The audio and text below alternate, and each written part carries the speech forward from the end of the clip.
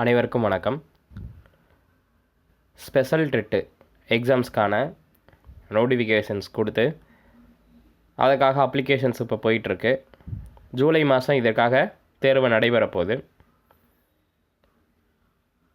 அதுக்கு தயாராகக்கூடிய ஆசிரியர் பெருமக்களுக்காக உதவும் வகையில் ரொம்ப முக்கியமான தமிழ் வினாக்கள் தாள் 1க்கு நம்ம ரொம்ப முக்கியமான வினாக்கள் கொடுக்க போகிறோம். இது 100க்கு 100% இந்த கேள்விகள் அனைத்துமே உங்கள் தேர்வு நோக்கத்தில் மட்டும்தான் நம்ம எடுத்திருக்கோம். இன்றையிலிருந்து உங்களுக்கு பல்வேறு நாட்களில் தொடர்ந்து இந்த மாதிரி மாடல் கொஸ்டின்ஸ் உங்களுக்கு வரப்போகுது. முதல் கேள்வி, பின் வருவனவற்றுள் இரு பெயரிட்டு பண்புத்தொகை சொல்லுது. பின் வருவனவற்றுள் இரு பெயரிட்டு பண்புத்தொகை. ஆன்சர் மல்லிகைப்பூ. ஆன்சர் என்னது அப்படின்னா மல்லிகைப்பூ. இதுதான் இரு பெயரிட்டு பண்புத்தொகை. நிறம், சுவை, அளவு, வடிவம் இவை எல்லாமே பார்த்திங்கன்னா பண்புத்தொகையோட டெஃபனிஷன். இதில் இரு பெயரிட்டு அப்படின்றது என்னென்னா ஒரு சொல் இன்னொரு சொல்லுக்காக கொடுக்கப்படுவது. இப்போ மார்கழி திங்கள், திங்களும் ஒரு மாதம்தான், மார்கழியும் ஒரு மாதம்தான். சாரை பாம்பு, பாம்பில் ஒரு கேட்டகிரி அது மாதிரி தான் இது. பூவில் மல்லிகை ஒரு கேட்டகிரி. அப்போ இரு பெயரிட்டு பண்பு தொகையில் எது ஆன்சர் அப்படின்னா மல்லிகைப்பூ. இரு பெயரிட்டு பண்பு தொகையில் எது ஆன்சர் மல்லிகைப்பூ. தலை வணங்கினான் என்பது பின் வருவனவற்றுள் எது? வேற்றுமை உருபு ஐ, ஆல், கு, இன்னது, கண். வேற்றுமை உறுப்புகள் 8 வகைப்படும். அது முதல் வேற்றுமைக்கும் 8ஆம் வேற்றுமைக்கும் உறுப்புகள் கிடையாது. ஐ, ஆல், கு, இன்னது, கண். முதல் வேற்றுமை எழுவாய் வேற்றுமை எனவும் 8ஆம் வேற்றுமை விழி வேற்றுமை எனவும் அழைக்கப்படும். ஓம் உறுப்புகள் கிடையாது. அப்போ ஐ 2ஆம் வேற்றுமை உறுப்பு, ஆள் 3ஆம் வேற்றுமை உறுப்பு. தலையால் வழங்கினான் என்ன செஞ்சான்? தலையால் வழங்கினான். அப்போ ஆளுன்ற ஒரு ஓம் உறுப்பு மறைஞ்சு வருது. அது 3ஆம் வேற்றுமை தொகை, தொகையினாலே மறைஞ்சு வருது. அப்போ ஐ, ஆள், ஆள் அப்படின்றது 3ஆம் வேற்றுமை உறுப்பு, அது மறைஞ்சு வருது, அதனால் தொகை 3ஆம் வேற்றுமை தொகை. அப்போ தலை வணங்கினான் அப்படின்றது 3ஆம் வேற்றுமை தொகை. வாணிதாசனால் எழுதப்பட்ட பாடல்களின் தொகுப்பு பெயரினை கூறுக. ஆன்சர் குழந்தை இலக்கியம். ஆன்சர் பார்த்திங்கன்னா குழந்தை இலக்கியம். வாணிதாசனால் எழுதப்பட்ட பாடல்களின் தொகுப்பு குழந்தை இலக்கியம். குடும்ப விளக்கு பாவேந்தர் பாரதிதாசன். பூங்குடி வீரகாவியம் இதெல்லாமே துரை ராசு என்கிற திராவிட நாட்டின் வானம்பாடி என அழைக்கப்படுபவர் துரைராசு.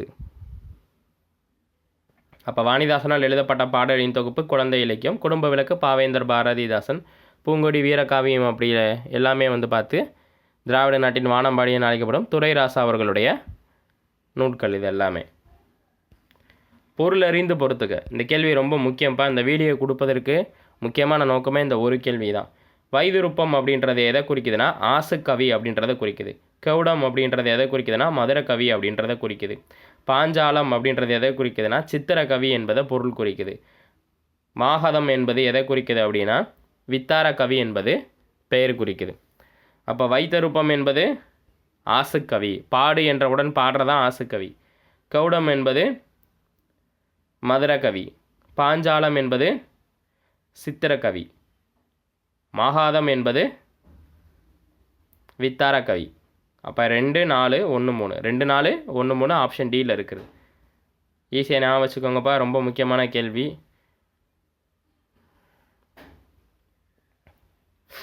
ரொம்ப முக்கியம்ப்பா, மறந்துடாதீங்க.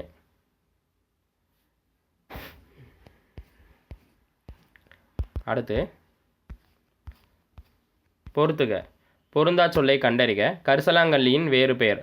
கரிசலாங்கண்ணியோட வேறு பெயர்களில் எது பொருந்தாது அப்படின்னு கேள்வியை நல்லா உள்வாங்கிக்கணும். எது பொருந்தா சொல்லுன்னு சொல்லி கேட்டிருக்காங்க. கரிசலாங்கண்ணியோட வேறு பெயர்களில் எது பொருந்தாதது? தேகரசம், பிருங்கராசம், கையாந்தக்கரை இது எல்லாமே பார்த்திங்கன்னா கரிசலாங்கண்ணியோட வேறு பெயர்கள். ஞானப்பச்சிலை அப்படின்றது தூதுவளையோட வேறு பெயர். அப்போ எது வராது அப்படின்னா ஞானப்பச்சிலை. ஏன் அது எதை குறிக்குதுன்னா தூதுவளையை குறிக்குது. எதை குறிக்கல? கரிசலாங்கண்ணியை குறிக்கலை. அப்போ கரிசலாங்கண்ணியை குறிக்கக்கூடிய வெவ்வேறு பெயர்கள் எது? தேகராசம், பிருங்கராசம், கையாந்தக்கரை இது எல்லாமே கரிசலாங்கண்ணியோட வேறு பெயர்கள். இதில் ஆப்ஷன் பி மட்டும் வராது. ஏன்னா தூதுவளை என்பது ஞானப்பச்சிலை என அழைக்கப்படுது வள்ளலார் அவர்களால். மாறியுள்ள சொற்களில் முறையானதை எழுதுக. கேள்வி நல்லா புரிஞ்சுக்கணும். மாறியுள்ள சொற்களில் முறையானது எது பொருள்பட கரெக்டாக அமைஞ்சிருக்கோ அதை தான் நம்ம கரெக்டாக எழுதணும். போதும் என்ற மனமே பொன் செய்யும் மருந்து. போதும் என்ற மனமே பொன் செய்யும் மருந்து. ஆப்ஷன் டியில் இருக்கிறதா கரெக்டாக பொருந்தி இருக்கு. டேஸ் எழுத்துக்கள் மேல் வாயை நாக்கின் நுனி தடவுவதால் பிறக்கின்றன. எரு, எள்ளு. சொல்லி பாருங்க, உங்களுக்கு தெளிவாக புரியும். அப்போ இரு, இல்லு என்ற எழுத்துக்கள் மேல் வாயை நாக்கின் நுனி தடவுவதால் பிறக்கின்றன. ஆப்ஷன் சியில் இருக்கிறது எரு, இல்லு. ரொம்ப முக்கியமானது அது. நண்பர் சொல்கிறோம்ல,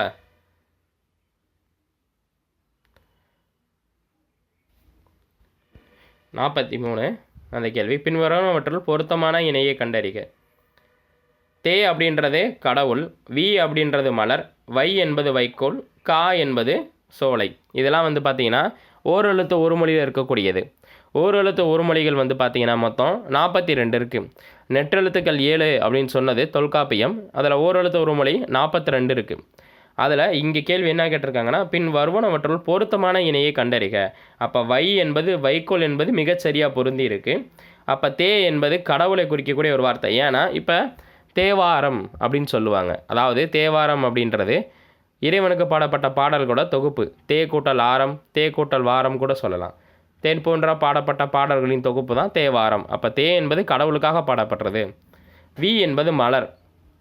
மலரோட 7 நிலைகளில் வி என்பது ஒரு முக்கியமான நிலை. வி அப்படின்றது மலரை குறிக்கக்கூடியது. கா என்பது சோலை. காடு கிடையாது, கா என்பது சோலை. இதெல்லாம் தமிழில் 7th செகண்ட் டேர்மில் இருக்குது. ஓரெழுத்து ஒரு மொழியில், நியூ புத்தகத்துலேயும் ஓல்டு புத்தகத்துலேயும். அடுத்து 2 எழுத்துக்கள் மட்டுமே பெற்று வரும் குற்றியலுகர வகை எது? கேள்வி நல்லா உள்வாங்கிக்கோங்க. குற்றியலுகர வகை மொத்தம் 6 இருக்குது. அதில் இங்கே என்ன கேள்வி கேட்டிருக்காங்கன்னா, 2 எழுத்துக்களை மட்டுமே பெற்று வரக்கூடிய குற்றியலுகர வகை. நல்லா உள்வாங்கிக்கோங்க. மாடு, ஆடு, ஓடு அப்படின்னு 2 நெடில் வார்த்தைகள் வருதுல்ல, அதனால் இது நெடில் தொடர் குற்றியலுகரம். ஆடு, மாடு, ஓடு அப்படின்னு சொல்கிறோம்ல. மாசு. 2 எழுத்துக்களை பெற்று வரும் குற்றியலுகரம் எது அப்படின்னா நெடில் தொடர் குற்றியலுகரம். மொத்தம் குற்றியலுகரம் 6 வகைப்படும். அதில் இங்கே 2 எழுத்தை வாங்கி வர்றது அப்படின்னாலே நெடில் தொடர் குற்றியலுகரம். புரட்சி முழக்கம் எனும் நூலை எழுதியவர் யார் அப்படின்னா சாலை இளந்தரியன். 1991ஆம் ஆண்டு பாவேந்தர் விருது பெற்றவர். புரட்சி முழக்கம் அப்படின்ற ஒரு நூலை எழுதியவர் சாலை இளந்தரியன். பாவேந்தர் பரிசு 1991ஆம் ஆண்டு வாங்கியிருக்காங்க. ரொம்ப முக்கியமானது. டெல்லி பல்கலைக்கழகத்தோட தமிழ் பேராசிரியராகவும் தமிழ் துறையின் தலைவராகவும் இருந்திருக்காங்க. இதுவும் கேட்க வாய்ப்பு இருக்குது. பின்வரும் நூல்களில் கண்ணதாசன் எழுதாத நூல் எது? கண்ணதாசன் 1927 பிறக்கிறாங்க சிறுகோடல் பட்டியில். திரை இசை பாடல்கள் 5000க்கு மேலே எழுதியிருக்காங்க. கவியரசு என அழைக்கப்படுறாங்க. இயேசு காவியம், கள்ளுக்குடி, தைப்பாவை இதெல்லாமே அவருடைய ஆட்டனத்தி ஆதிமந்தி போன்ற நூல்கள்லாம் அவர் எழுதினது. இதில் திருக்கை வழக்கம் அப்படின்றது இவர் எழுதலை, அது கம்பரோடது. அப்போ கண்ணதாசன் எழுதாத நூல் எதுனா திருக்கை வழக்கம். அப்போ கண்ணதாசன் எழுதிய நூல் எது அப்படின்னா இயேசு காவியம், தைப்பாவை, கள்ளுக்குடி, மகாகாவியம். கண்ணதாசனோட இயற்பெயர் முத்தையா. இதுவும் கேட்க வாய்ப்பு இருக்குப்பா. அடுத்து பொறுத்துக மரபு ஒலி சொற்கள். சிங்கம் முழங்கும், சிங்கம் முழங்கும், மயில் அகவும், மயில் அகவும், புலி உரும்பும், புலி உரும்பும், குதிரை கனைக்கும், குதிரை கனைக்கும். மீண்டும் அடுத்தடுத்த வீடியோக்களை சந்திப்போம். நன்றி.